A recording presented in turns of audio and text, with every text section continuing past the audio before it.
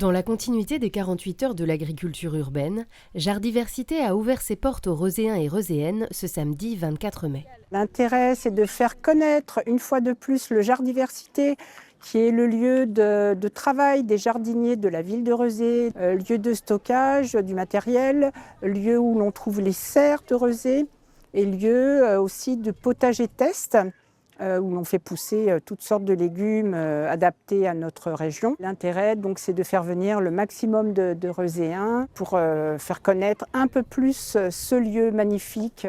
Une belle surprise pour ceux qui découvraient le lieu pour la première fois et l'occasion aussi de repartir avec quelques conseils.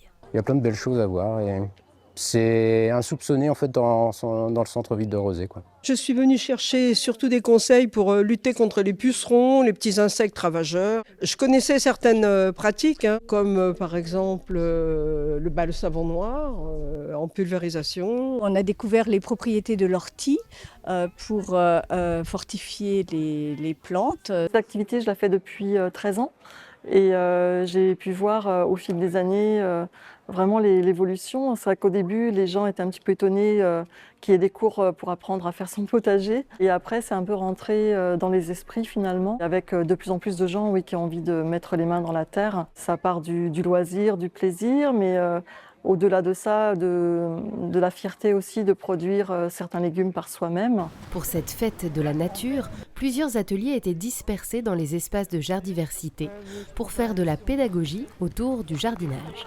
Les habitantes et les habitants sont vraiment friands de conseils, chacun soit parce qu'ils ont la chance d'avoir un jardin, soit parce qu'il y a des jardins aussi familiaux partagés sur Rezé où on vit. Il y a vraiment une demande, donc pouvoir apporter des conseils, des astuces un peu faciles, et puis il y a aussi soigner par les plantes et se soigner par les plantes, prendre soin des hérissons qui sont en voie de disparition, donc c'est important de pouvoir impliquer la population et on voit bien que ça répond à une demande puisque les personnes sont nombreuses sur les différents stands.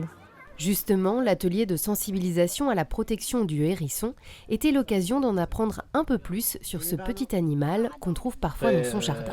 J'y connais un hérisson. Bah oui, c'est un spécialiste du hérisson. Les gens sont déjà assez sensibilisés à la nature, ont déjà un peu des pratiques favorables à ne pas forcément utiliser de produits chimiques ou à ne pas forcément tondre toute la pelouse et laisser des zones un peu d'abri. Ils apprennent quand même des choses, ils ne savent pas forcément que si on utilise du produit à limaces, ça va directement impacter les hérissons puisqu'ils mangent des limaces. Leurs petits camps, ils sont faits, c'est comme la matière de nos cheveux. Faut pas mettre de pesticides dans le jardin, vaut mieux pas en utiliser. J'ai surtout appris l'intérêt d'avoir un peu de pédagogie sur le hérisson et de le transmettre aux enfants.